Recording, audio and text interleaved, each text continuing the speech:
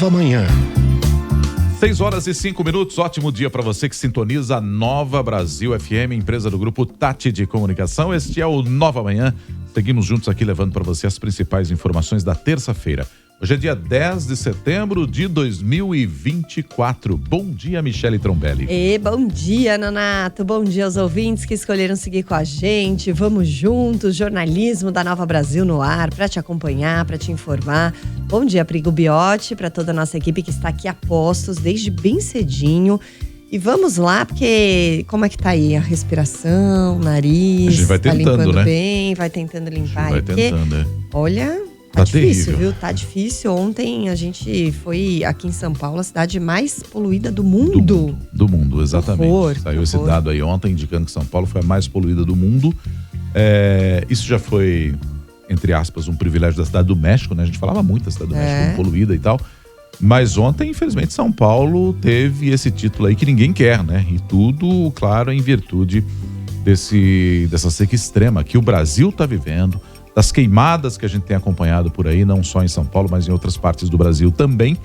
Isso tudo contribui para que o ar fique cada vez mais complexo. O Rio, o Pinheiros ou foi o Tietê que Pinheiros, que né? ficou verde e tal, Gosma também verde. por causa da poluição, uma situação terrível. E infelizmente não tem perspectiva de chuva no horizonte próximo, né? A gente daqui a pouco vai conversar com a meteorologista e ela vai trazer detalhes para a gente entender melhor o que está se passando com o tempo e quando é que a gente pode ter aí, se não um ponto final, pelo menos uma amenizada, né, nessa questão do tempo, com a possibilidade de alguma chuva, né? Torçamos para que isso ocorra logo, porque realmente Não tá tá legal, difícil, não. não tá legal. E a gente teve até que um desfecho rápido naquela situação do Ministério dos Direitos Humanos e Cidadania. A demissão na semana passada, sexta-feira, do ministro Silvio Almeida, né, acusado de abuso sexual, assédio sexual. E já na segunda, ontem foi segunda, a nomeação, pelo menos o anúncio da nova ministra. O Diego Amorim ontem fez um apanhado aqui dessa situação envolvendo o ministro Silvio Almeida. Ele até fez um paralelo com o ministro Juscelino também, que são indícios de crimes diferentes, né? Mas, de qualquer modo, uma solução muito mais rápida para o ministro Silvio Almeida, que, como o presidente disse, vai ter que se defender, mas fora do ministério. E o presidente escolheu a deputada estadual pelo PT, Macaé Evaristo, para assumir o Ministério dos Direitos Humanos no lugar do Silvio Almeida. Ela que é professora, milita no PT já há um bom tempo, salvo engano, ela tem 59 anos, não é isso? E milita no partido há uns 40, pelo menos desde os 19, né? Então ela tem uma atuação forte no que diz respeito a essa questão dos direitos humanos. É uma pessoa negra, o que também é importante num cenário como esses, né? Porque ela consegue trazer aí toda a preocupação, todo o sofrimento que a população negra também tem num país que a gente sabe que tem um racismo enraizado há muito tempo, é também um país machista, então é importante também você ter uma mulher nessa pasta dos direitos humanos. A dúvida fica em relação a que tipo de políticas públicas ela poderá implementar, porque imagino que ela tenha muito conteúdo para poder levar isso adiante. O que a gente não sabe é se vai ter orçamento para isso, né, Michele? Se vai ter dinheiro sobrando para que ela possa implementar essas políticas que se fazem necessárias numa pasta como a pasta dos direitos humanos. E ela já foi pioneira em alguns aspectos, né? Além de ser prima da escritora Conceição Evaristo, e como você disse, já ter uma carreira política pelo PT há muito tempo lá em Minas Gerais. Ela começou a ser professora aos 19 anos, se graduou em serviço social, foi mestre e doutoranda em educação. E aí, nessa área mais política, ela foi a primeira mulher a ocupar cargos de secretária municipal em Belo Horizonte e estadual de educação em Minas Gerais. Em 2022, foi eleita deputada estadual em Minas, com mais de 50 mil votos. E antes, ela já tinha sido vereadora em Belo Horizonte e chegou a atuar já num governo petista, foi no governo da Dilma Rousseff. Lá entre 2013 e 2014, Macaé foi titular da Secretaria de Educação Continuada, Alfabetização, Diversidade e Inclusão do Ministério da Educação. Então ela tem uma longa carreira aí, não só na área da educação, como também nessa questão da diversidade. E da gestão de uma pasta, né? Como Isso. foi a pasta da educação. Inclusive, nesse governo da Dilma, ela ajudou, inclusive, com políticas de inclusão racial escolas em tempo integral, tudo isso ela estava atuando no Ministério também. Não era a ministra, mas também trouxe suas ideias ali para aquele momento. Então, acho que é uma pessoa que está gabaritada, está qualificada para isso, como a gente destacou, tem experiência em gestão, tem experiência numa secretaria de educação e muito da sua carreira é voltada exatamente para políticas de inclusão e para a defesa dos direitos humanos, que é o que a pasta efetivamente necessita nesse momento, né? Tomara que tenha respaldo e dinheiro para implementar essas políticas. Ela falou, né, que tá esperançoso o compromisso de uma vida na luta por direitos. E aí, até, não sei se foi exatamente uma frase dela, mas falando assim, tá na hora de acabar com o luto e ir pra luta. Porque essa sensação que ficou entre muitas pessoas, né, todo mundo que é envolvido com a temática dos direitos humanos, essa questão racial no Brasil, aquele sentimento de luto, porque o Silvio Almeida, quer ou não, ele era muito admirado e visto como um grande protagonista nessa luta.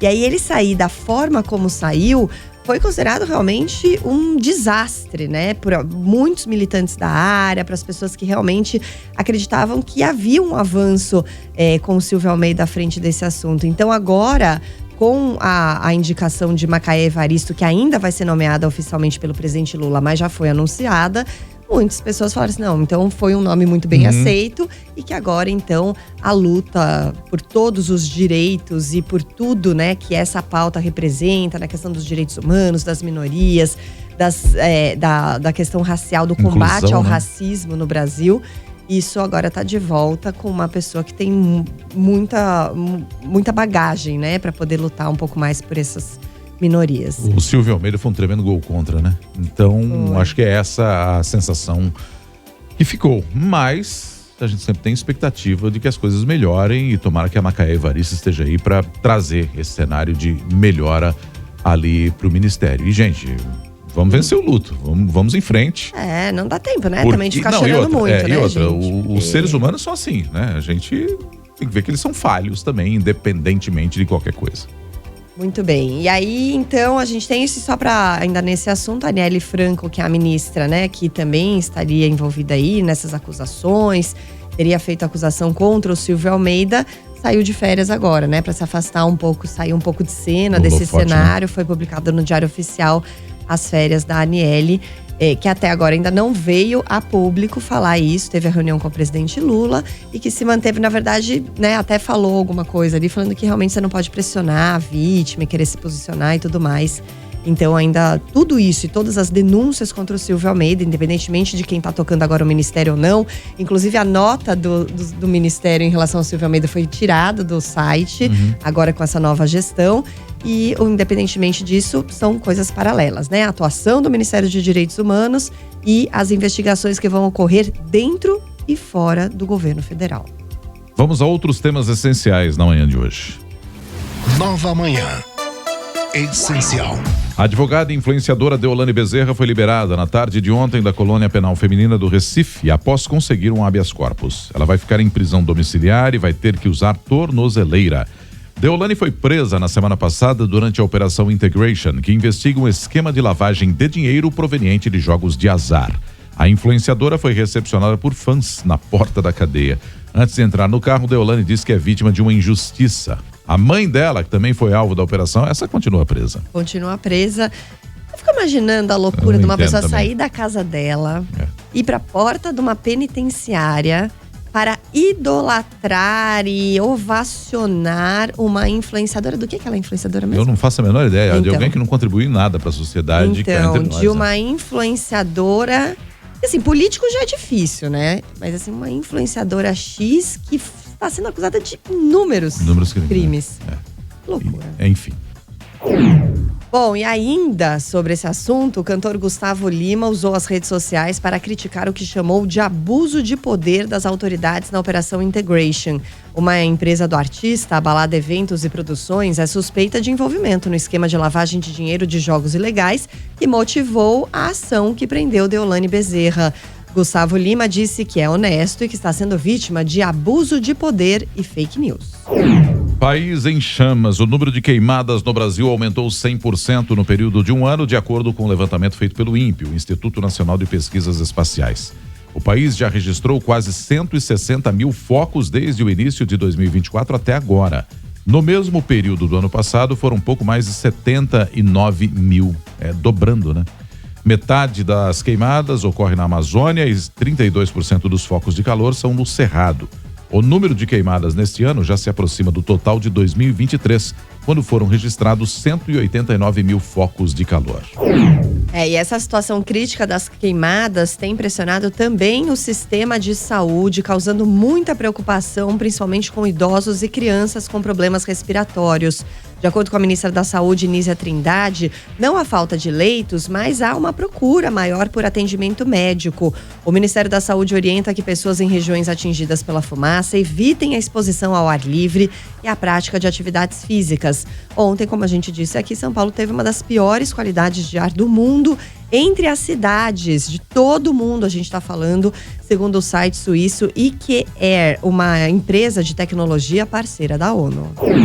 As operações para a entrada e saída de navios no Porto de Santos estão normalizadas depois de 18 horas de paralisação devido à neblina e à fumaça.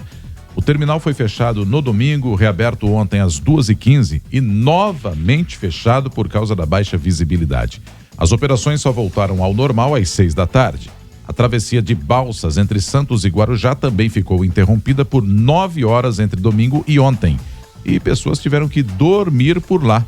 Portanto, as operações neste momento seguem normais. E no futebol, o Corinthians anunciou a contratação do atacante holandês Memphis Depay, que já atuou em grandes clubes da Europa e disputou 2 Copas do Mundo. O São Paulo pediu a anulação do jogo contra o Fluminense, em que foi derrotado por causa de erros da arbitragem. Hoje o Brasil enfrenta o Paraguai pelas eliminatórias da Copa Sul-Americana. E daqui a pouquinho o Jorge Vinícius vem com mais informações. Boa contratação? Boa contratação. Depay? Eu não sei como vai pagar, mas tudo bem. Se é papai ou mamãe que vai pagar. 6h17. Nova Manhã. Previsão do tempo. E hoje não estamos sós, porque esse tempo tá dando um trabalhão, viu? Precisamos da ajuda dos universitários para entender melhor como é que fica o tempo, o que tá causando tudo isso, essa dificuldade que a gente tem de respirar diante de tanta secura. Que a nossa convidada hoje é a Maria Clara Sasaki, meteorologista da Tempo Ok. Bom dia, bem-vinda, Maria Clara. Olá, muito bom dia, Michele, bom dia, Nonato, bom dia também a todos que nos acompanham. E de fato, né, Michele, a gente está aqui, infelizmente, para dizer que as notícias não são animadoras com relação à mudança do tempo, com relação a essa secura do ar. A gente tem observado aí essa condição difícil de respirar, principalmente entre o sudeste e o centro-oeste do Brasil, né, Michele? Então a gente vem aqui para dizer, não trazer boas notícias, né? Infelizmente, Michele. Maria Clara, o que está levando a esse calorzão, a essa onda de calor tão intensa aqui no Brasil? Porque imagino que esteja anormal, né, Maria Clara? Eu sempre costumo dizer que a gente tem memória curta. A gente esquece, por exemplo, que no ano passado pode ter tido um pouco mais de frio, um pouco mais de calor e por aí vai. Mas como essa, me parece que é algo praticamente inédito, não, Maria Clara?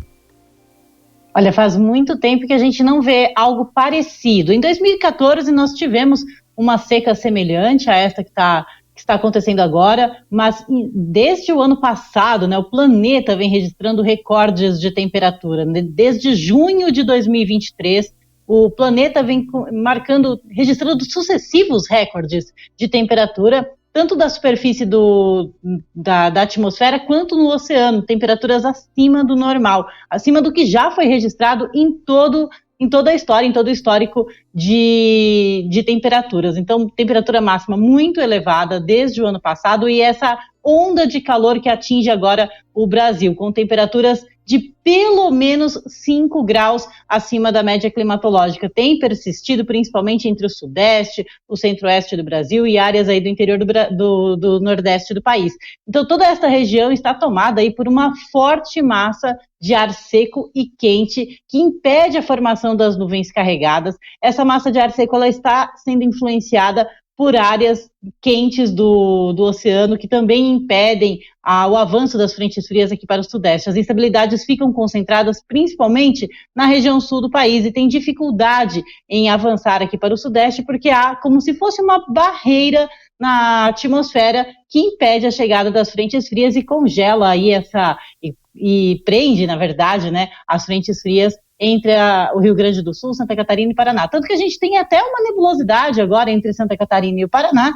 É uma nova frente fria que está se formando por lá, mas que ela não vai conseguir avançar para o sudeste do Brasil, Nonato.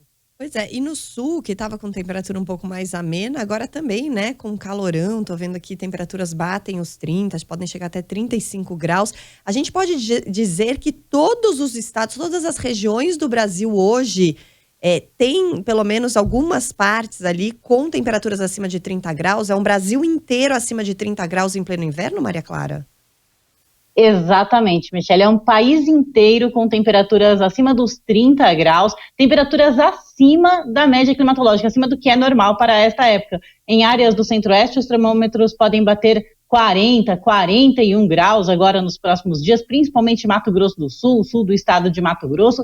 E sabe o que é curioso, Michele? A gente sabe que tem essa forte massa de ar seco, então na teoria não deveria ter nuvens no céu, mas a gente não enxerga o sol, a gente não enxerga o céu azul como é normal para esta época do ano. E isso é tudo concentração de fumaça originária das queimadas. A gente tem essa nebulosidade, mas não é nuvem, é fumaça, Michele. Maria Clara, tem perspectiva de chuva, de quando a gente tem um break nesse tempo mais seco no Brasil inteiro, ou está distante de ocorrer? Olha, Nonato, a gente no Brasil inteiro vai demorar um pouco. O que a gente tem agora para os próximos dias é uma frente fria que vai conseguir avançar pelo oceano e traz uma condição de chuva bem pontual, aquela chuva localizada para a faixa leste do estado de São Paulo, para o estado do Rio de Janeiro e até em alguns pontos de Mato Grosso e Mato Grosso do Sul. É uma chuva que vai acontecer principalmente no final de semana, mas é passageira e em algumas cidades apenas, não são todas as pessoas que vão presenciar essa chuva aí dos próximos dias.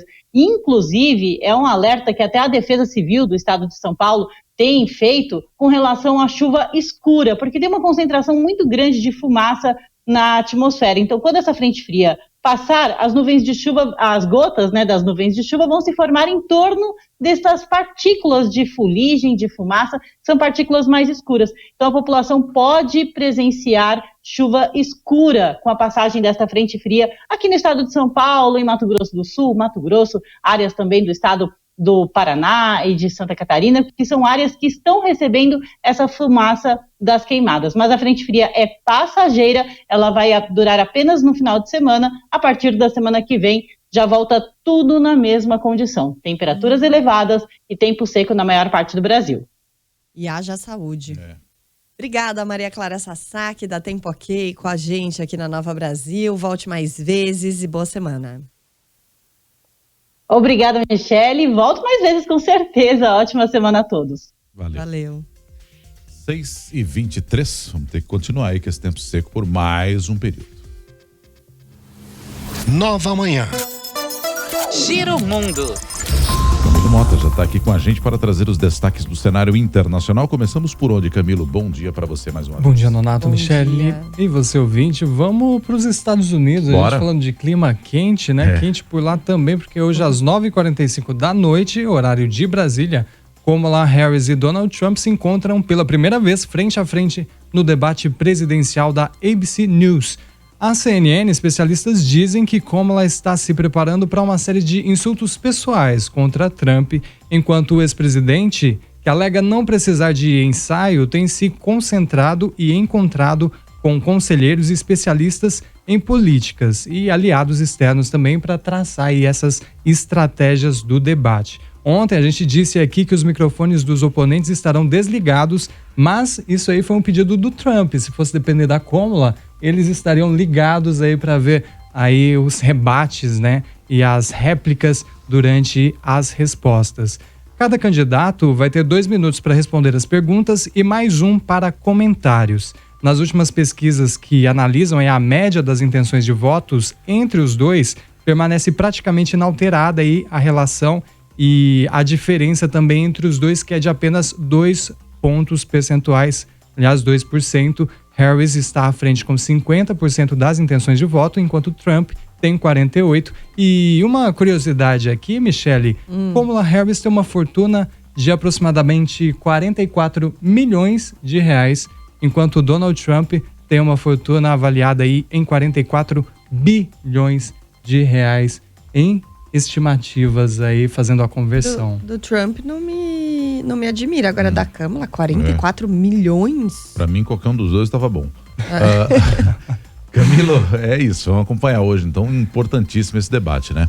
Agora, amanhã a gente traz também, inclusive, as repercussões. Né, é isso, saindo disso, teve um tufão lá no Vietnã, né? Isso mesmo, o furacão Yagi, que tem causado aí uma tragédia desde o fim de semana. Já foram 59 pessoas que já morreram e as águas do Rio Vermelho continuam em nível elevado. Na província de Puto, no norte do país, uma câmera de bordo registrou a queda de uma ponte, derrubando aí pelo menos 10 automóveis e 2 motocicletas, mais 13 pessoas. A gente tem um vídeo aqui também. Robson vai colocar pra gente o vídeo, que é impressionante, né? Tem um caminhão ali que vai atravessando, seguindo pela estrada, e ele passa e começa aí a chegar em cima da ponte e ela desaba e o caminhão vai junto.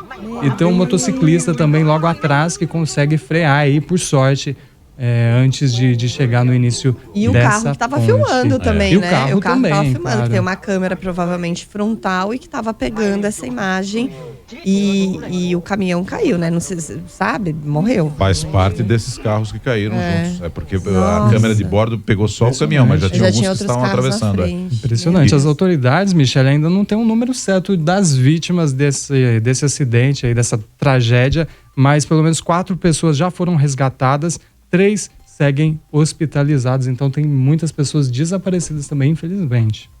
Valeu, Camilo. Até amanhã. Até amanhã. Destaques internacionais com Camilo Mota. Até amanhã nada. Até logo mais. Até já, né? Tá sempre por aqui no Jornalismo da Nova Brasil. Daqui a pouquinho ele volta. No Giro Mundo, até amanhã. É verdade. 6h27.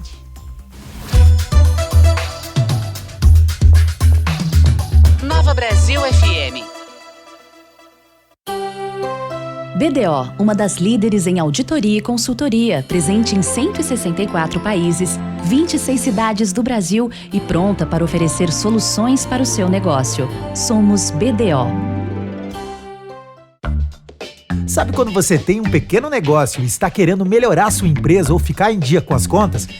E fica naquela dúvida? Será que eu devo pegar um crédito? E se eu pegar, quais são as melhores condições de pagamento? Qual garantia eu dou? Neste momento, o melhor é escutar a sua consciência e buscar a orientação de quem está sempre ao lado dos pequenos negócios, o Sebrae. Acesse sebrae.com.br/acredita e saiba mais. A gente conversava há pouco com a Maria Clara Sasaki e comentávamos aqui a respeito do impacto da seca em São Paulo também. O Rio Pinheiros mudou de cor, está verde. A CETESB informou que devido à falta de chuva, a água que chega ao Pinheiros, vinda de afluentes, teve redução significativa. Com alta carga de esgoto, as algas proliferam e dão a coloração verde na calha principal do rio. Quem está no streaming está vendo, é uma coisa terrível e impactante de se observar, né? Que poderia ser bonito num primeiro momento, né? Falar, olha que água verdinha, e quando você sabe o motivo, é um horror. A agência ambiental também alerta para a baixa qualidade do ar na capital. Das 22 estações medidoras da Grande São Paulo, apenas 2 registraram ontem qualidade do ar moderada. As demais foram todas ruins e muito ruins. O ar ontem em São Paulo, lembrando mais uma vez, foi considerado o pior do mundo. Somos uma plataforma de brasilidade. Disseminamos a cultura que une e transforma a nossa identidade. Somos ponte na ligação de norte ao sul do Brasil. Vamos de Gil a Gilsons, da Marisa ao Monte, do Pretinho à Serrinha, entre a Vanessa, a Mata, até em Legião Urbana, na rua, na chuva e onde mais for preciso. Somos ponto de encontro e território de todos os brasileiros. Fazemos jornalismo com Borogodó e ainda te contamos tudo nos podcasts. Festas e shows cheios de ginga, tocando músicas que te tocam e com muita informação o dia todo. Então chega mais, gente aberta, e ouça as canções. Enquanto a gente vai caetaneando sob medida. Encontramos o passado no presente. Atentos que o novo sempre vem. Em vídeo, na rádio e no aplicativo. A nova sempre vem. Fonte de informação, fonte de cultura, fonte de inspiração e criatividade. Brasilidade direto da fonte. Nova Brasil. Mais moderna, mais brasileira.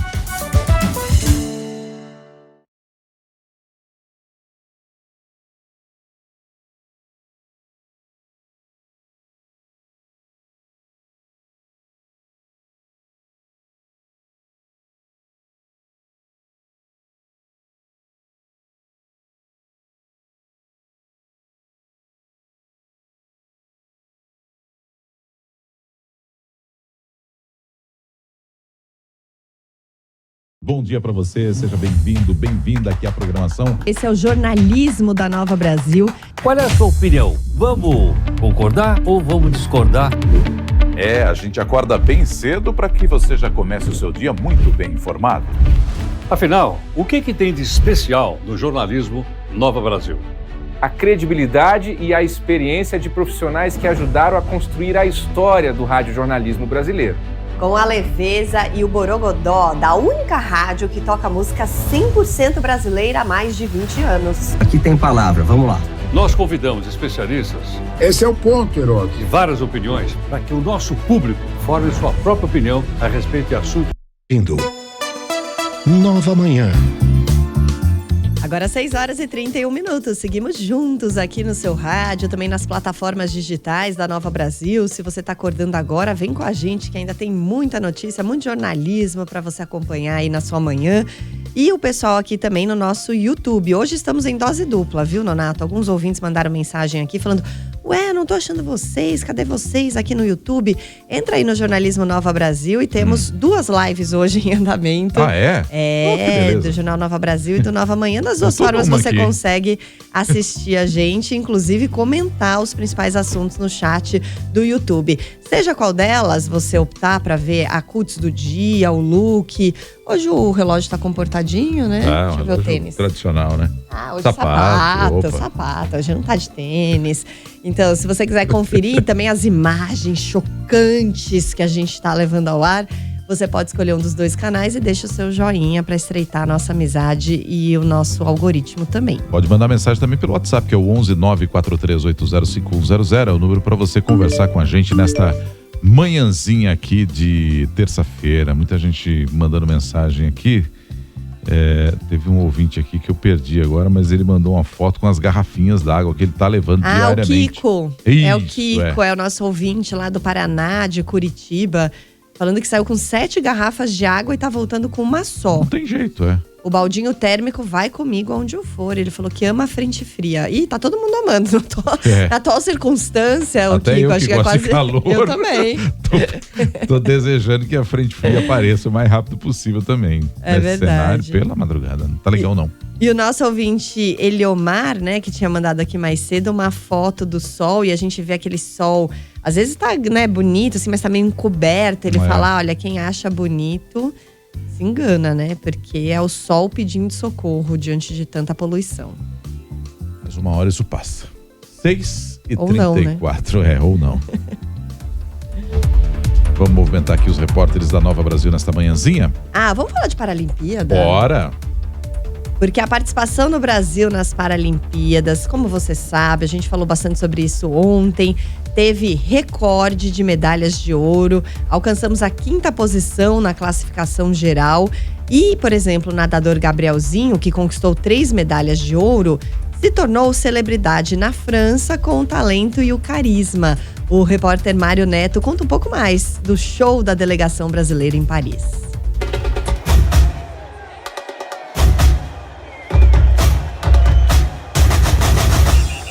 Pela Pela primeira vez nas Paralimpíadas, nosso país pousou nas pistas, parques e piscinas, proporcionando a participação que paralisou nossas pálpebras nos pixels, ao percebermos que os paratletas potencializaram pódios poderosos em Paris. Mas, espera um pouco. Vamos deixar de lado a linguagem do P para falarmos sobre essas conquistas em todas as linguagens. É isso aí. O Brasil ficou muito bem obrigado na foto, no vídeo e nas redes e viralizou com as conquistas nos Jogos Paralímpicos de Paris 2024.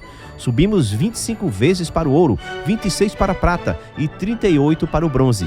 No total, conquistamos 89 medalhas. Ficamos no top 5 atrás apenas da China, Grã-Bretanha, Estados Unidos e Países Baixos. Anteriormente, a melhor marca havia sido em Tóquio 2020, quando os brasileiros encerraram a participação com 72 medalhas. Agora, em 2024, foram 17 medalhas a mais. E não foram apenas o Gabrielzinho e a Carol que nos garantiram a emoção e a alegria de sermos brasileiros e subirmos juntos ao pódio dezenas de vezes. Tivemos conquistas na natação, atletismo, judô, halterofilismo, taekwondo, canoagem, triatlo, tiro esportivo, gobol, badminton, tênis de mesa e futebol de cego. Ao final, ficaram o gostinho de quero mais e a expectativa já em torno dos próximos jogos que devem acontecer em Los Angeles, nos Estados Unidos, em 2028. Afinal de contas, o samba do Brasil mostrou que é show e conquistou o mundo.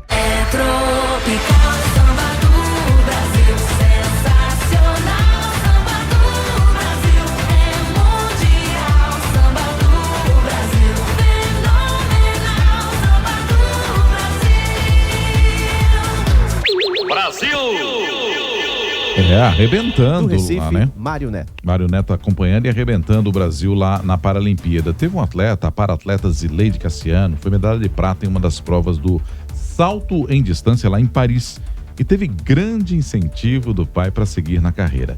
Sem condições de pagar o transporte para a filha, o seu Rubens construiu uma pista para a Zileide treinar na frente da casa deles. Todo o esforço será motivo de muita festa na sexta-feira, quando a Zileide volta para casa em Ribeirão Preto. O Éder Martins acompanha essa expectativa. A atleta Zileide Cassiano, de 26 anos, chega a Ribeirão Preto nesta sexta-feira às 13 horas. Zileide conquistou na sexta-feira, dia 6, a medalha de prata nos Jogos Paralímpicos de Paris 2024. A conquista foi na prova do salto em distância classe T20 para atletas de pista com deficiência intelectual. Zileide fez a marca de 5 metros e 76 centímetros na prova disputada no Estádio Olímpico de Paris. Esta é a primeira medalha conquistada pela atleta em Jogos Paralímpicos. Nascida em Ribeirão Preto, Zileide foi diagnosticada com deficiência intelectual aos 6 anos de idade e descobriu o esporte paralímpico por meio do incentivo de um treinador e com o apoio do pai, que chegou a improvisar uma pista para a atleta treinar próximo de onde morava. A partir daí, começou a competir em eventos regionais, ganhando destaque no salto em distância. De Ribeirão Preto, Éder Martins. Éder Martins, portanto, atualizando aí as informações de Ribeirão Preto sobre a chegada da Zileide Cassiano, é mais uma medalhista paralímpica. 6h38. Nova Manhã. Jogada com Jorge Vinícius. Salve, Jorge. Olá, bom dia, Nonato, bom dia para você, Michele, a todos que nos acompanham para mais uma edição da nossa jogada aqui no Nova Manhã. Jorge, tem seleção brasileira em campo hoje, possivelmente no trio de ataque, os meninos do Real Madrid. Será que agora engrena esse ataque da seleção brasileira, Jorge? É a novidade do técnico Dorival Júnior para essa partida, é a entrada de Endrick, ex-Palmeiras, e atualmente no Real Madrid, no lugar do Luiz Henrique. Assim, o ataque brasileiro vai ser formado pelo Rodrigo, Endrick e Vinícius Júnior, 3 jogadores brasileiros que atuam na mesma equipe no Real Madrid. Então, provável Brasil para enfrentar hoje, às 9h30 da noite, no estádio Defensores del Chaco, em Assunção, a seleção paraguaia, com o Alisson no gol, Danilo, Marquinhos, Gabriel Magalhães e Guilherme Arana, André, Bruno Guimarães e Lucas Paquetá, e o ataque, então, com Rodrigo, Endrick e Vinícius Júnior. O técnico da seleção brasileira, o Dorival Júnior, em entrevista coletiva ontem, pediu para cobrarem dele uma situação. O Brasil, além de se classificar para a próxima Copa do Mundo, estará na decisão. Dorival Júnior afirmou categoricamente ontem em coletiva que podem cobrar dele. O Brasil estará na decisão da Copa do Mundo de 2026, que vai ser disputada em 3 países simultaneamente: Estados Unidos, México e Canadá. Seleção brasileira que, com a vitória diante do Equador, subiu para a 4ª posição. Brasil tem 10 pontos. Quem lidera as eliminatórias sul-americanas é a Argentina com 18, Uruguai tem 14, Colômbia 13, Brasil tem 10, Venezuela 9 e Equador com 8 pontos. São mais 6 seleções que estariam classificadas nesse momento para a próxima Copa do Mundo. O adversário do Brasil hoje, o Paraguai, é 7º colocado com 6 pontos. O Paraguai disputaria hoje uma repescagem. Estariam fora da Copa do Mundo na América do Sul, neste momento, Bolívia, Chile e Peru. A 8ª rodada marca para as 5:30 da tarde, hoje no horário de Brasília, Colômbia e Argentina. Às 18 horas, Chile e Bolívia. No mesmo horário, Equador e Peru. Na sessão das 7 da noite, Venezuela e Uruguai. E o Brasil fecha a 8ª rodada no Defensores del Chaco às 21 horas e 30 minutos contra os paraguaios Michele e Nonato. Achei ousada a promessa do Dorival. Eu também ia falar a Bem mesma coisa, ousada. bem ousada. Estaremos na final, enfim. Muita contundência. É porque todo técnico é teimoso, né? Então, sei não.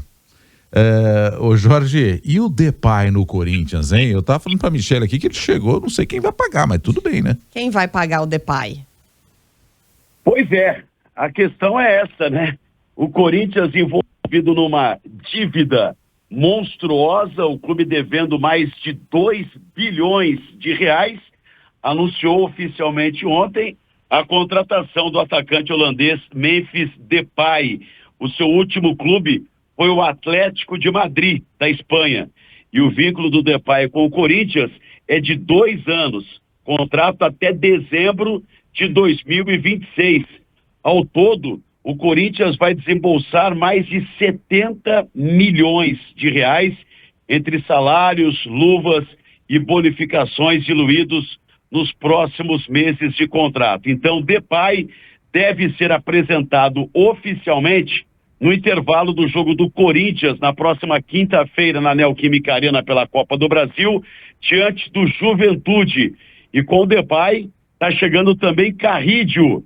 E quem foi oferecido ao Corinthians foi o espanhol, o Sérgio Ramos, que não tem jogado, não está atuando, mas poderia fazer um contrato com o Corinthians por produtividade.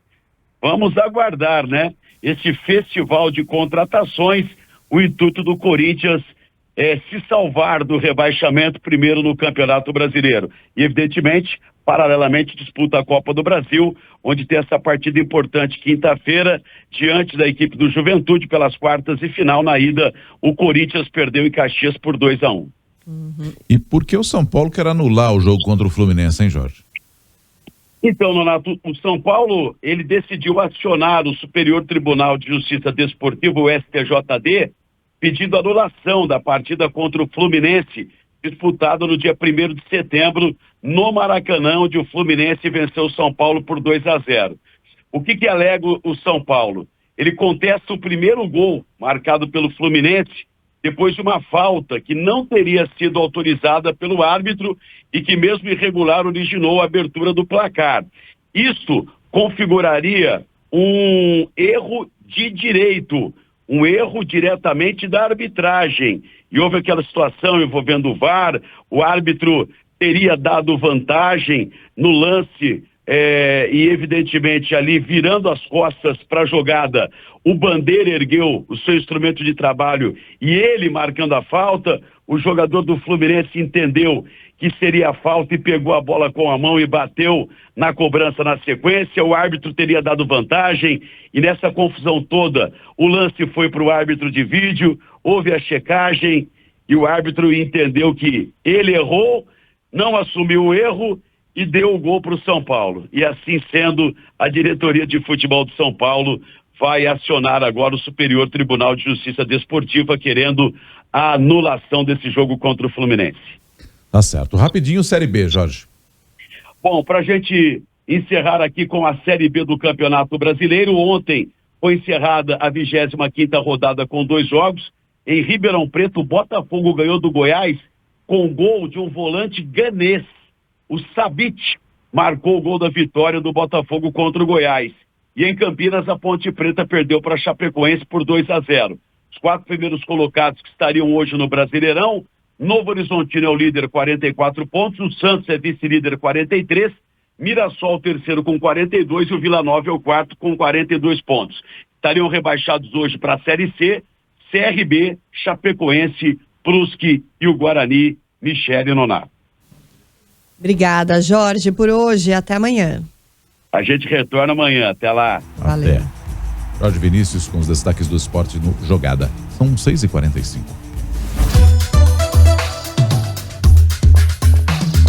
Nova Brasil FM. BDO, uma das líderes em auditoria e consultoria, presente em 164 países, 26 cidades do Brasil e pronta para oferecer soluções para o seu negócio. Somos BDO.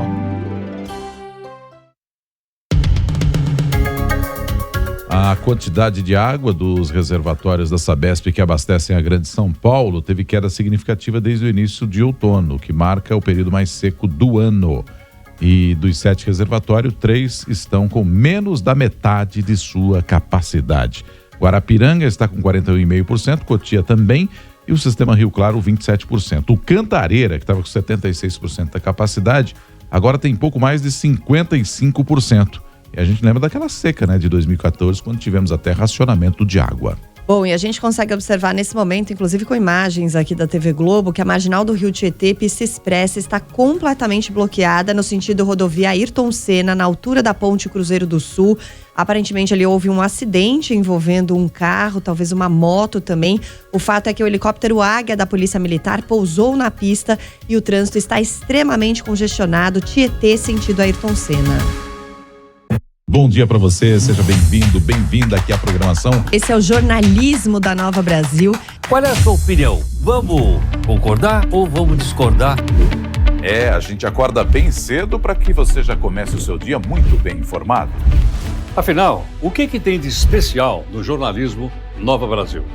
A credibilidade e a experiência de profissionais que ajudaram a construir a história do radiojornalismo brasileiro. Com a leveza e o borogodó da única rádio que toca música 100% brasileira há mais de 20 anos. Aqui tem palavra, vamos lá. Nós convidamos especialistas. Esse é o ponto, Heródoto. E várias opiniões para que o nosso público forme sua própria opinião a respeito de assuntos tão relevantes. E um grande time de colunistas entra em campo para nos ajudar a entender melhor o mundo, a política, a economia, o esporte, a tecnologia, a educação. Mas não é só isso. O nosso conteúdo nos ajuda a sermos melhores na comunicação, na saúde, no cérebro, no corpo e no coração. Os seres humanos estão em construção. Ninguém está pronto. Levamos informação de qualidade aos ouvintes de mais de 400 cidades do Brasil. No rádio, no digital e em eventos que ajudam a construir cidadãos mais conscientes. É uma fonte confiável e agradável de informação no seu dia a dia, sem precisar parar o que você está fazendo para seguir sempre bem atualizado? Música e notícia? Sim, andam juntas. O meu andar com fé hoje é maravilhoso. Vem com a gente no jornalismo da Nova Brasil. Brasilidade e informação direto da fonte para tocar pessoas.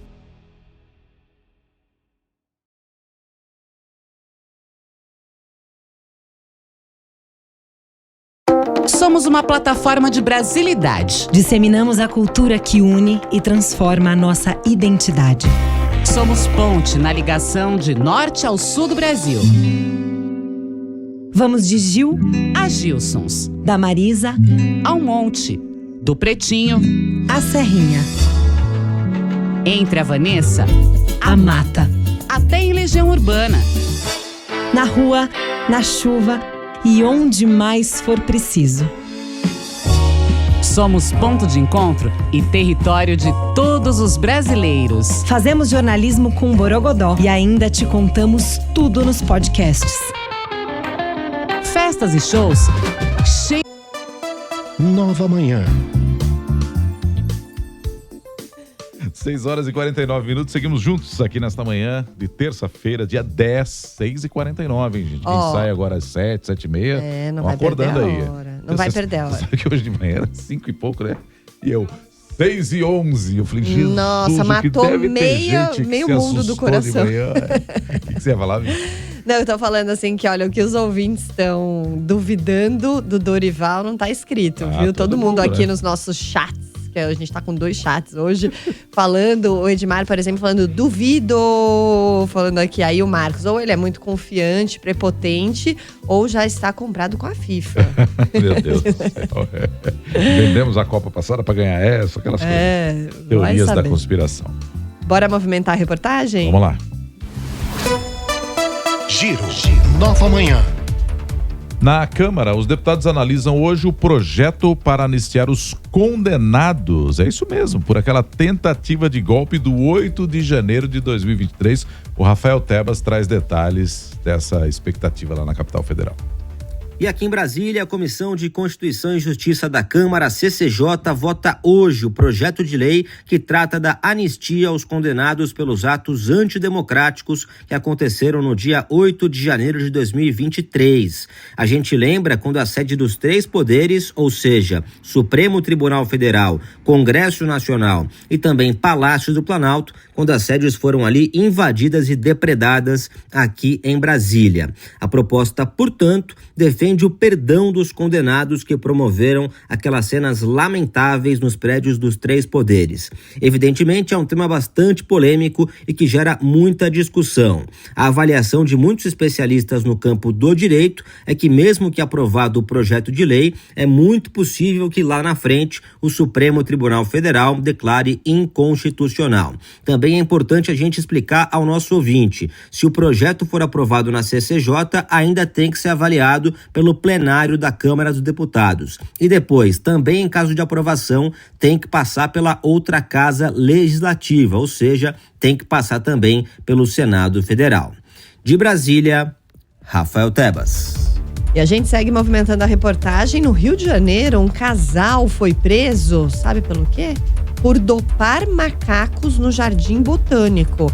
E agora vai responder por 2 crimes. Quem conta melhor essa história é o Sérgio Leão.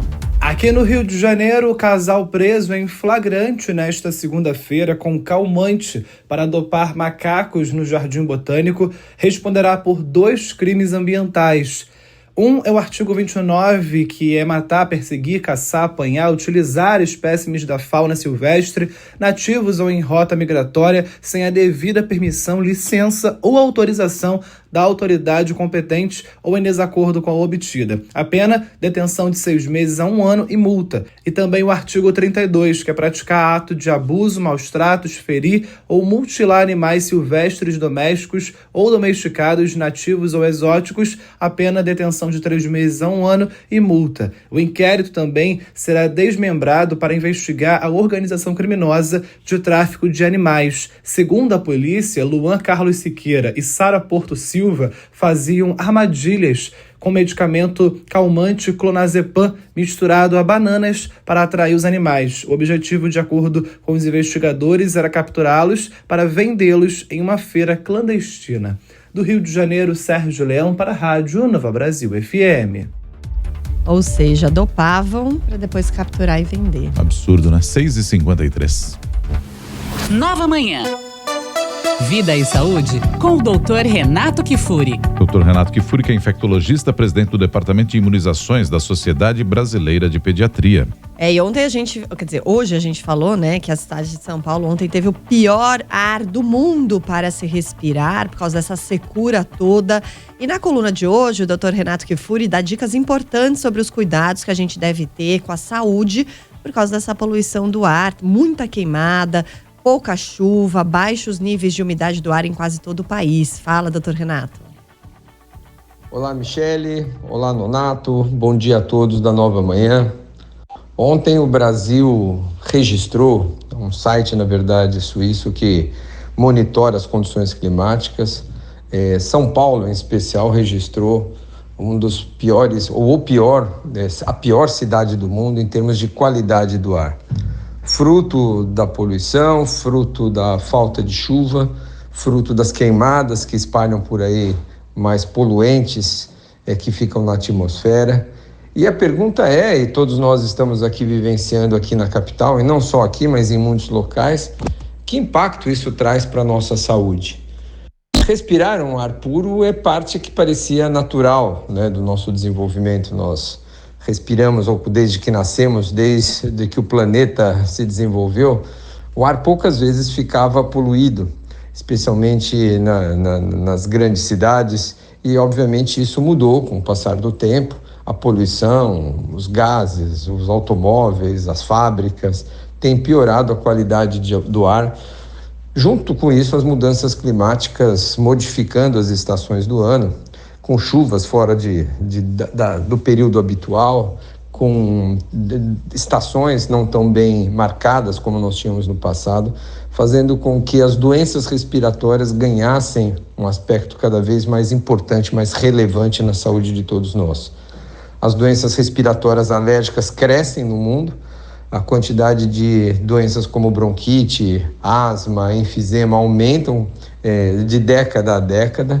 Isso, obviamente, não só relacionado ao ambiente, mas com aspectos comportamentais, especialmente de uma geração mais velha hoje, acumulando o tabagismo, que era um problema também maior do que é hoje, e que eventualmente volta até a ressurgir com a história dos vapes, mas isso é assunto para outro dia. Nós temos que pensar que, nesses momentos, o que podemos fazer para proteger as vias respiratórias nossas é, obviamente, respirar um ar de melhor qualidade, menos seco, mais puro e, obviamente, sem poluentes que possam trazer danos para as nossas vias respiratórias, que ao entrar em contato com a nossa via respiratória, inflamam, machucam, produzem secreção, que vão culminar com quadros de tosse, de bronquite, de asma, de sinusites e de pneumonias, muitas vezes complicando esses quadros. Dica número 1, manter uma boa hidratação. Tomar muito líquido fluidifica nossas secreções, nossos mucos, deixando ou facilitando essa nossa limpeza das vias aéreas. Higienizar nossas vias aéreas também com soro fisiológico, lavagem nasal, vaporização, isso é muito importante também. Épocas que estamos com poucas chuvas, ambientes muito secos, você colocar um vaporizador, um inalador ou algo que solte umidificadores de ares, que pode ser inclusive de uma forma caseira, como toalhas molhadas pelo quarto, pela casa, ou uma bacia com água. Isso tudo também faz com que a troca de água melhore, né, de vaporização, melhore a umidificação do ar que a gente respira. E claro, manter todas a nossa saúde em dia, com uma alimentação saudável, as vacinas sendo adequadas, especialmente para as nossas crianças, prevenindo essas doenças respiratórias. É o momento que a gente chama atenção para isso, porque o planeta vem adoecendo e conosco, né, e nós junto com o planeta adoecemos juntos, e as doenças respiratórias aumentam cada vez mais, especialmente nos grandes centros. É hora de todos nós termos mais cuidados, é hora de todos nós tentarmos proteger, e em momentos de grande exposição, por exemplo, como queimadas, inalações de grandes fumaças, a gente utilizar máscaras também para proteger a inalação dessas partículas que podem ser bastante danosas também para a nossa saúde. É isso aí, vamos falando de saúde, nos protegendo, buscando cada vez mais um ar de qualidade para a gente respirar. Doutor Renato Kifuri, portanto, trazendo essas informações aí pra gente, respondeu até um ouvinte que tinha mandado: será que vamos ter que usar máscaras, disse a Isabel de Sapopemba. Doutor Renato dizendo que em algum momento talvez seja necessário mesmo, né? Pra você não ficar respirando essas partículas todas aí, que são absolutamente ruins para nossa saúde como um todo. Bom, e ainda dá tempo de contar que 86 apostas acertaram os 15 números da Loto Fácil da Independência. Olha só, 86? 86 é bastante, hein? O sorteio do concurso especial foi ontem à noite em São Paulo e cada aposta vai receber mais de 2.300.000 reais. Nada mal, né? Nada mal. 86, aí é bom que divide bem, né? Não é uma pessoa ganhando muito, É assim, isso. né? E se for família, Distribuição de então, renda. melhor ainda, né? Você tem lá 86 famílias se dando bem num cenário aí com 2.300.000 reais, que ajuda e ajuda demais para todo mundo. É isso. Já tem ponto de encontro e a gente lembra também que na sequência nós teremos aqui a propaganda eleitoral obrigatória. Quem está em Brasília ou quiser continuar acompanhando a gente pode ir pro streaming também. Jornalismo Nova Brasil, esse é o nosso canal no YouTube.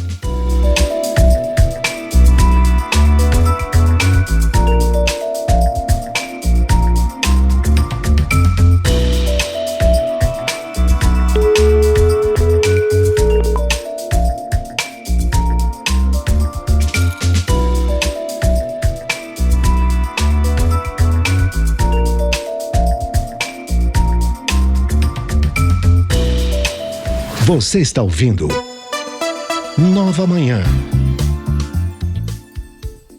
7 horas em ponto, 7 horas em ponto. Você que está aqui nas nossas plataformas digitais, você ouvinte de Brasília, vamos juntos. Esse é o Jornalismo da Nova Brasil e é muito bom ter a sua companhia. Eu, Michele Trombelli, sigo por aqui. Roberto Nonato, Presente. desde bem cedinho, 5 da matina no Clube das 5, né, Nonato? E a partir de agora com quem? Diego Amorim, o nosso terceiro elemento. Salve, Diego, bom dia pra você. Tá na área. Salve, Nonato, bom dia pra você, bom dia, Michele, bom dia, ouvinte do Jornalismo da Nova Brasil. E vamos lá, terça-feira, dia do nosso ponto de encontro. Nessa editoria aqui, ó. Ainda somos os mesmos e vivemos. Ainda somos os mesmos. Hoje eu vou começar... Boa.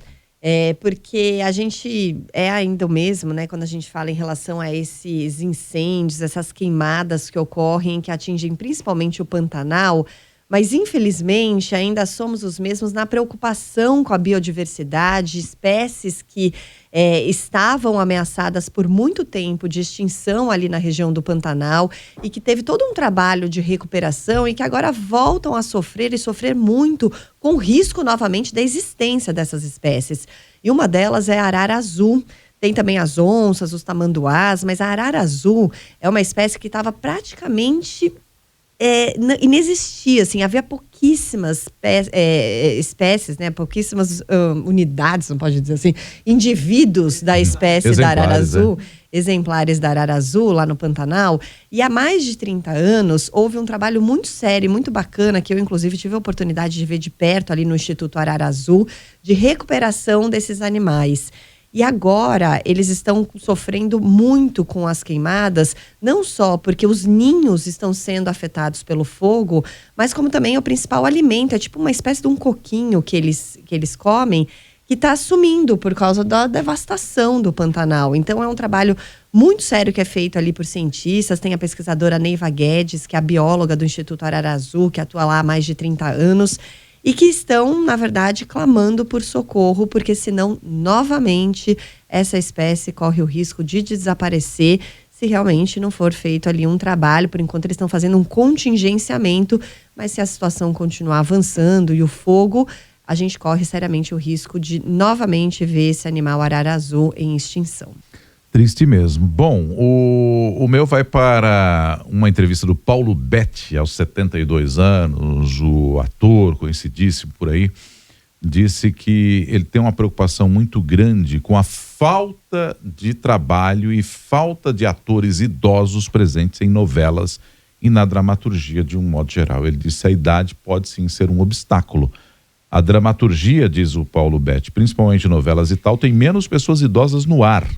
E eu acho que é um erro também não escalar os mais velhos, porque os mais velhos também adoram novelas, fora a questão do público, e podem se identificar com esses atores.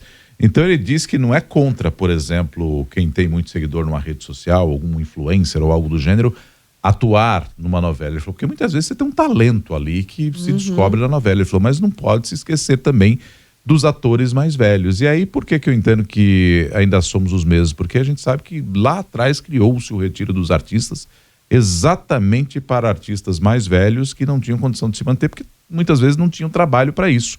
Então, infelizmente, parece que a gente mantém essa questão de não dar tanto trabalho assim para os atores mais velhos. Tivemos a Neuza Borges, que reclamou há algum tempo da falta de trabalho, uma excelente atriz. O Beissola, né, que é aquele ator que fez o Beissola na Grande Família também, reclamando recentemente, estava faltando dinheiro até para pagar aluguel e por aí vai.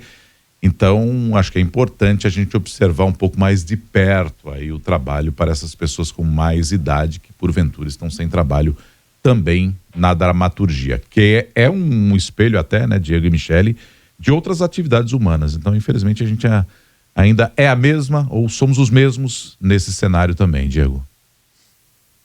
Nonato, o meu ainda somos os mesmos hoje vai para o horário político. Aqui em Brasília a gente não tem eleição, né, para a prefeitura. O Brasília e Fernando de Noronha são aí os únicos lugares do Brasil que não tem eleição municipal. Mas semana passada eu passei a semana inteira aí em São Paulo com vocês e nos trajetos aí do hotel para a rádio, para o curso que eu estava fazendo, eu ia escutando o horário eleitoral e aquilo me chamou a atenção, até comentava com os motoristas, porque ainda somos os mesmos e escutamos as mesmas coisas a cada eleição. Por uma educação mais pertinente, por uma saúde, por um SUS mais não sei o quê, por uma segurança para sua família, vamos varrer a corrupção da sua cidade. Minha gente, parece que são as mesmas coisas. Parece não, são as mesmas coisas que a gente escuta a cada 2 anos, a cada 4 anos. Não sei você ouvinte, mas às vezes dá uma canseira, você vai ouvindo, você fala, caramba, eu já escutei isso pelo menos algumas vezes na minha vida e eu tô aqui ouvindo de novo, né? Aquela coisa ali, vai pela sua saúde, segurança, educação, corrupção, vote aqui, Diego Amorim, 00000. É uma coisa assim, horrorosa, gente. E aí, de novo, a gente tem que ficar ali se esforçando para tentar acreditar, para escolher o nosso candidato, enfim... dá uma canseira. São as mesmas propostas de sempre, os anos vão se passando, as eleições vão se passando e, enfim, se tem há tanto tempo gente prometendo um SUS melhor, é porque o SUS não melhorou, né? Se tem tanto tempo gente prometendo uma educação melhor, é porque a educação, infelizmente, ainda não melhorou e por aí vai, viu, Michele? Mas aposto que você viu umas baixarias inéditas também. E só a eleição de São Paulo proporciona para você, Diego. Puxa vida, isso aí é um ponto, Infelizmente. Nesse ponto ainda não somos os mesmos. Tem novidade surgindo. Bom, esse é o nosso ponto de encontro que você só ouve aqui na Nova Brasil todos os dias por volta das 7 horas da manhã. E o Diego Amorim, obviamente, continua com a gente aqui. Tem uma notícia triste aí também, né, para o mundo da arte, para quem gosta de filme. Hoje as palavras estão boas, né? Estão vindo bem na minha cabeça. Vai você então, Nonato. Vamos lá, o ator e dublador James Earl Jones, mundialmente conhecido como a voz do vilão Darth Vader de Guerra nas Estrelas, morreu aos 93 anos na casa dele no estado de Nova York. Para quem está no streaming, a gente tem aí o vídeo do Darth Vader. Com som? Tem som ou não? A part of the Rebel Alliance and a traitor. Take it away. Next to the power of the Force. Find the rebels' hidden fort.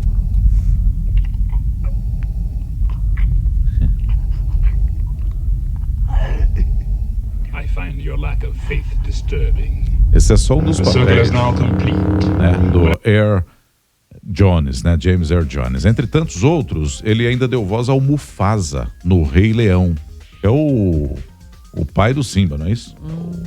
É o leãozão lá. Tanto na versão clássica dos anos 90 quanto na mais recente. Pelo papel mais famoso, o Jones recebeu na época $7 mil para emprestar a voz ao Darth Vader em Star Wars Uma Nova Esperança de 1977, que hoje quase nada, né, em relação ao que se transaciona no cinema. Mas ele recusou os créditos de tela tanto para o filme quanto para a sequência, O Império Contra-Ataca de 1980. No entanto, em O Retorno de Jedi, de 1983, o Jones se tornou sinônimo de um dos vilões mais memoráveis, com o final da trilogia ganhando os devidos créditos no fim do filme. Foi grandioso o James Earl Jones, que nos deixou, portanto, ontem. E aí os cinéfilos também ficaram órfãos desse grande ator e dublador americano também. E voltando aqui para o nosso noticiário nacional, o Pix continua bombando, viu? O volume diário de transações feitas via Pix atingiu um novo recorde. Foram registradas 227 milhões e 400 mil operações na semana passada, na última sexta-feira. O recorde anterior, registrado no dia 5 de julho desse ano, era de 224 milhões de transações. E o valor movimentado foi de 108 bilhões de reais. Bastante coisa e cada vez mais o Pix segue ocupando o espaço aí do mercado.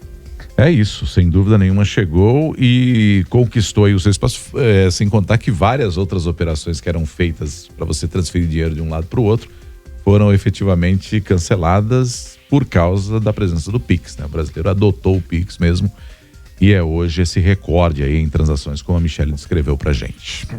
Daqui a pouquinho tem a Conexão Brasília com o comentário do Diego Amorim, do cenário político nacional, em instantes.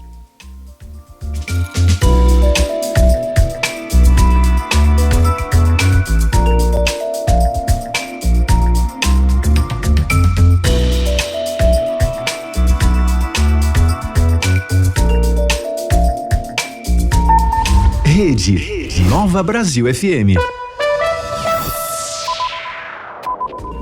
Você está ouvindo Nova Manhã. 7h10, rede novamente unificada após a propaganda eleitoral obrigatória. Brasília seguiu acompanhando aqui a nossa programação. Comigo, Roberto Nonato, Michele Trombelli e o Diego Amorim na capital federal. Que já participou com a gente aqui do nosso ponto de encontro e dá um alôzinho mais uma vez aqui pro pessoal que volta a ouvir a programação e o jornalismo da Nova Brasil. Bom dia mais uma vez, Diego. Bom dia Michele Nonato, bom dia ouvinte do jornalismo da Nova Brasil FM. E bora contar o que é essencial no seu dia. Nova Manhã. Essencial. O presidente Lula escalou ministros de todas as áreas para oferecer respostas emergenciais aos incêndios florestais pelo país e suas consequências. Lula vai hoje ao Amazonas visitar áreas atingidas pelas secas. O governo ainda não detalhou quais ações vão ser implementadas. Há também a preocupação com o impacto da seca nos preços dos alimentos. A nova ministra dos Direitos Humanos, Macaé Evaristo, vai ter como prioridades da gestão enfrentar a violência sexual contra crianças, garantir direitos de pessoas idosas e da pessoa vulnerável, em situação de rua. A deputada estadual pelo PT de Minas Gerais foi anunciada ontem para o cargo pelo presidente Lula.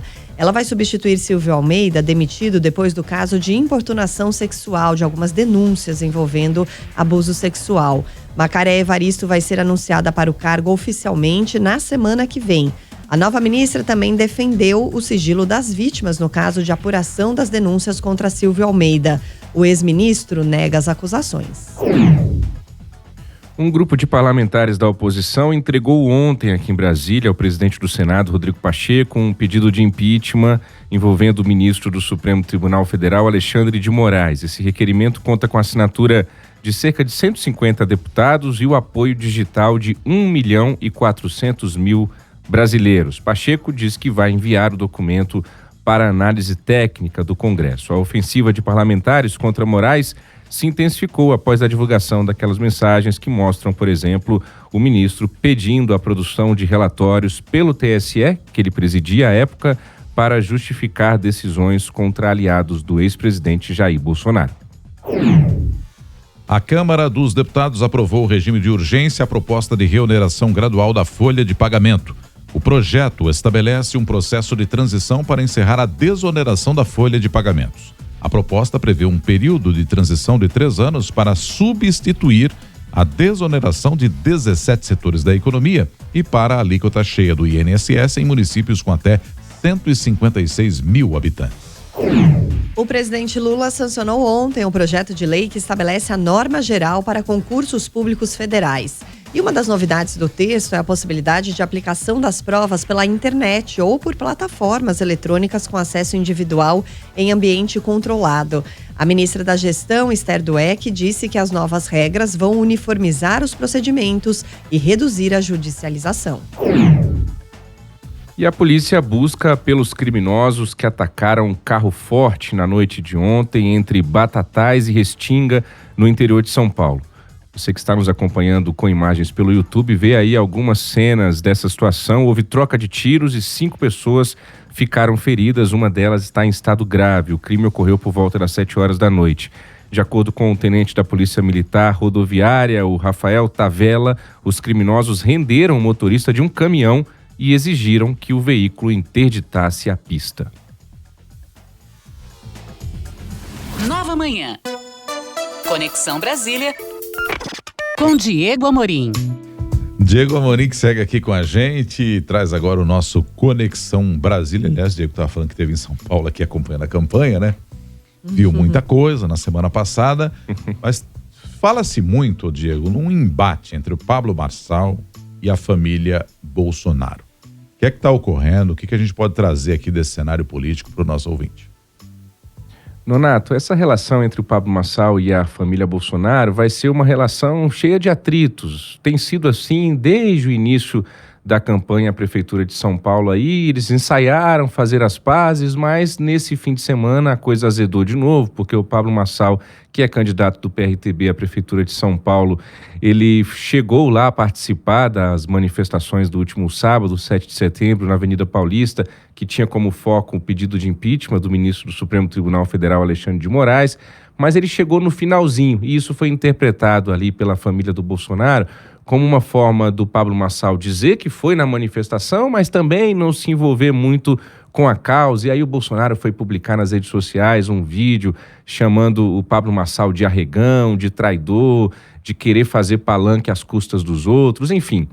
Essa confusão entre a família Bolsonaro e o Pablo Marçal envolve uma disputa por poder, envolve uma disputa pelo eleitorado da direita. Não somente na capital paulista, nesse caso das eleições municipais, mas no Brasil inteiro, porque os políticos estão sempre olhando para frente e no caso da política, olhar para frente é olhar para a próxima eleição e a próxima eleição é a eleição presidencial de 2026.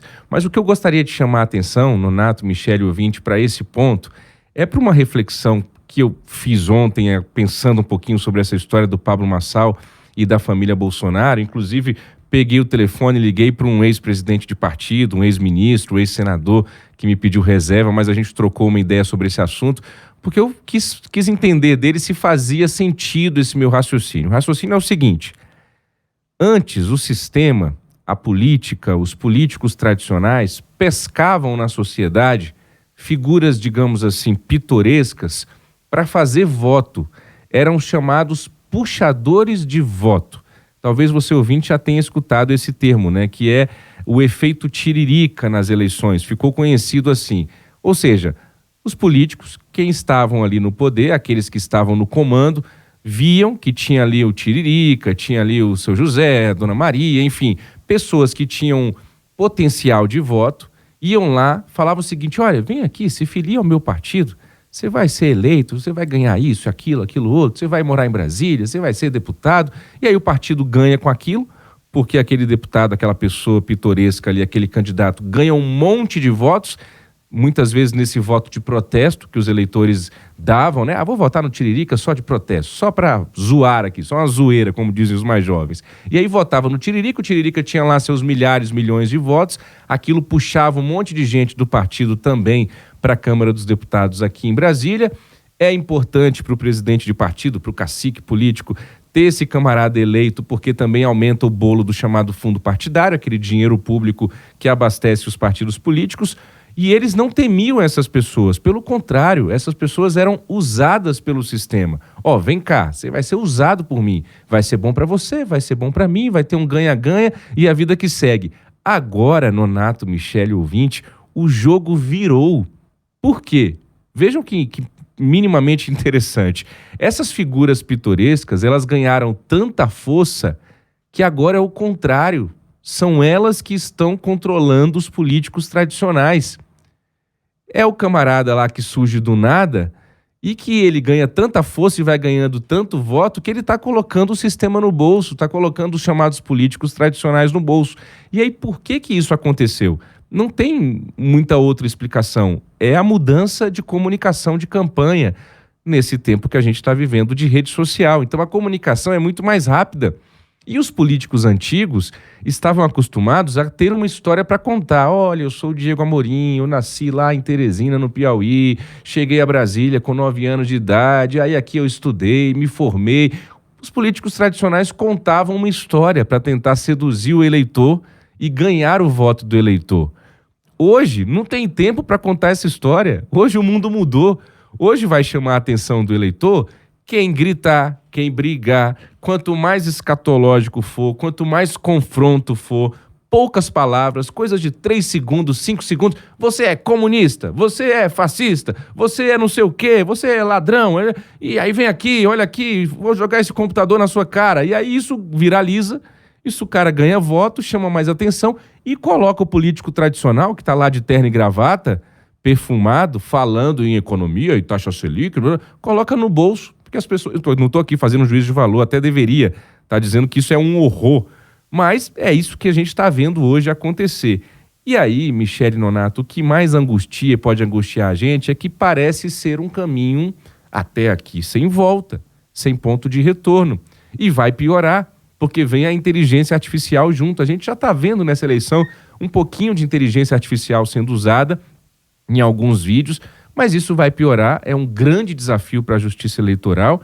Quem não tiver essa pegada de rede social, de filmezinho, de TikTok, de dancinha com a mão em cima da cabeça, não vai conquistar voto. É isso que a gente está vendo. E aí o que a política tradicional vai fazer? Eu perguntei para essa minha fonte que eu conversei ontem. E aí? E vocês? E os políticos tradicionais? Vão fazer o que diante disso? Qual vai ser o futuro da política tradicional? A gente vai ter um monte de... Já que eu citei o nome, agora eu vou ter que repetir. A gente vai ter um monte de tiririca na nova política. Essa vai ser a nova política e os políticos tradicionais vão ficar para trás para sempre. E aí, Michele Nonato, ouvinte, para concluir, a nossa reflexão é a seguinte. Os políticos tradicionais, parte deles vai acabar se adaptando a essas figuras pitorescas que estão sendo pescadas na sociedade, só que agora, ao contrário de serem usadas pelo sistema, estão usando o sistema. Parte desses políticos tradicionais vai ter que se adequar. Ele vai poder chegar lá no camarada e dizer, ô fulano, faz o seguinte, continua fazendo seus videozinhos, continua aí com a sua narrativa lacradora, de confronto, de confusão, bababá, eu vou te apoiar, porque eu tô vendo que você pode ganhar, você tem voto, e aí eu fico aqui no background com você no governo, fico aqui nos bastidores, me dá aí 3 secretarias, 4 secretarias, e a gente resolve a vida, você fica fazendo seus filminhos, eu te ajudo a governar, você vai precisar de mim, eu sou um político tradicional, eu conheço o sistema, eu conheço os caminhos aqui da cidade, então você me dá aqui umas 3, 4 secretarias, me dá um pedaço desse governo e dessa gestão, e por aí vai. Agora, o futuro a gente ainda não sabe, Michele Nonato. Ainda é uma relação, ainda hoje, 2024, em que essas figuras pitorescas vão acabar coexistindo com essa política tradicional. Mas será que vai chegar um momento em que essas figuras pitorescas falarão o seguinte, é porque hoje é o seguinte, hoje na campanha é um discurso, política tradicional, vocês são tudo vagabundos, ninguém presta, não sei o que lá. No dia 1º de janeiro, quando toma posse, já está trazendo uns 80% desses políticos que eles chamavam de vagabundo para governar junto com eles, porque o sistema é mais forte. A dúvida é, vai chegar um momento em que essas figuras não precisarão mais do sistema, em que elas serão o próprio sistema? Porque o pitoresco de hoje é o sistema de amanhã. A gente já viu isso em 2018. Jair Bolsonaro, em 2018, que não era outsider coisa alguma, estava no Congresso aqui em Brasília há 27 anos como deputado federal, mas por algum motivo conseguiu se vender como alguém de fora da política. A população brasileira comprou esse discurso, que até hoje eu não consigo entender esse discurso especificamente. Como é que compraram o discurso de alguém que é deputado há 27 anos como antipolítica, mas ele foi eleito com esse discurso de antipolítica naquele cenário ali de 2018, mas depois ele já estava no centrão, com PL, com PP, com não sei quem, e já era sistema. Então, hoje quem diz para você que é antipolítica, amanhã vai ser a política. Hoje quem diz para você, eleitor, que é contra o sistema, amanhã vai ser o sistema. E aí essa relação entre figuras pitorescas e o sistema vai ser uma coisa que a gente vai ter que acompanhar ainda, viu, Michele Nonato? Mas eu que gosto de acompanhar isso, assim, enfim, é muito interessante a gente perceber que, de fato, esse jogo virou. Antes, o sistema vinha ali, pegava alguém, vem cá que você vai ser eleito, e hoje é o contrário, é o sistema que está no bolso dessa turma, e isso tem um monte de consequências para a nossa política, Nonato, Michele. Concordo, mas também cabe ao eleitor peneirar, né? Porque tem candidato com proposta, tem candidato bom por aí. Então, o eleitor também tem que se interessar mais pela política, por aquilo que eles estão apresentando e não ficar só no oba-oba desses candidatos que você citou, né, Diego? Tem que peneirar Exato, bem. Tem. Não ficar só nos 3 segundos do TikTok, né, Nonato? Exato. Como é que é a dancinha? A gente gostou. Eu acho que é assim, mais ou Michele, menos mas não assim, sei com a mãozinha direito. assim, em volta É só a mãozinha aqui, não pode mexer muito, né? Ó, senão você sai do quadro aqui. É tudo aqui assim, ó, tudo na mãozinha pertinho do corpo, assim, ó, alguma coisa nesse sentido. Que beleza. Vou treinar mais. Tá bom. Valeu, Diego. Obrigada, Diego, por hoje. Até amanhã. Até amanhã. 7h24. E vamos continuar aqui em Brasília, porque os Jogos Paralímpicos, né, trouxeram tanta coisa boa. Pela primeira vez na história, o Brasil conseguiu ocupar a 5ª colocação no quadro geral de medalhas. E um dos destaques da competição foi o nadador brasiliense Wendel Bellarmino, de 26 anos. E a Ariane Bittencourt tem uma reportagem sobre esse assunto. É quase impossível contar a história do Wendel sem falar da natação. Nascido e criado na capital federal, o medalhista paralímpico conquistou nos Jogos de Paris a medalha de prata nos 50 metros livre para deficientes visuais. Uma vitória muito celebrada, especialmente depois de uma lesão no ombro que quase o tirou das piscinas. Quase 3 anos atrás eu nem imaginava mais estar nadando, na verdade. Cheguei a considerar parar de nadar e estar vindo para cá realização de um sonho. E ter ganhado uma medalha é saber que todo esforço valeu a pena, né? O desempenho do atleta, é claro, ajudou o Brasil a conseguir a melhor campanha da história em Paralimpíadas. Mas, com ou sem medalha, o Wendel Bellarmino é um vencedor. Ele perdeu a visão por conta de um glaucoma congênito e passou por 10 transplantes de córnea. Poderia ter desanimado, mas seguindo uma orientação médica e a força que vinha de dentro, descobriu a paixão pelas piscinas e se tornou um nadador de alto rendimento. Eu decidi que eu queria ser atleta quando eu participei da minha primeira competição escolar, que foi a Paralimpíada Escolar em 2013, né? O esporte para mim hoje é literalmente a minha vida, né? A natação principalmente. Hoje, treinando em Uberlândia, Minas Gerais, o Wendel celebra os espaços que os atletas paralímpicos estão ocupando dos últimos anos para cá. Em Paris, a nossa delegação contou com 280 atletas, um número que ainda não havia sido alcançado. Quanto mais você divulga o esporte paralímpico, né? Mais você tem gente querendo investir nele, maior é o apoio também. O investimento cresce, a divulgação cresce e os resultados também começam a crescer, né? A melhorar. Hein? Agora o nadador brasileiro vai ter alguns dias de descanso, mas nada muito longo. Afinal, os Jogos Paralímpicos de 2028 parecem distantes, mas estão logo ali. Com certeza a gente já tá ali no planejamento para Los Angeles, né? Então isso é importante, né? Mas a preparação meio que ela já começa a partir do momento que a gente volta para o Brasil, né? De Brasília, Ariane Bittencourt. A emoção acabou, que coincidência é o amor. Olha, para quem gosta do Cazuza, acaba de ser lançado o livro Meu Lance é Poesia, que reúne 238 poemas criados entre 1975 e 89 pelo Cazuza, que morreu em 1990. Na obra póstuma do artista estão 27 poemas inéditos encontrados em pastas de documentos originais. E tem fotobiografia também. Muito legal, está sendo lançado um outro livro, a fotobiografia Protegi Teu Nome por Amor, com mais de 700 fotografias do ex-vocalista do Barão Vermelho e ao som de Cazuza. E a gente encerra essa edição do Nova Manhã. Obrigada pela companhia. O jornalismo da Nova Brasil continua, não é isso, parceiro? Aí, ó, Eu Protegi Teu Nome por Amor, é o título da fotobiografia. Amanhã tem mais. Aproveite a sua terça-feira. Valeu, pessoal. Beijo. Não responda nunca, meu amor, nunca. Pra qualquer um na rua, beija-flor.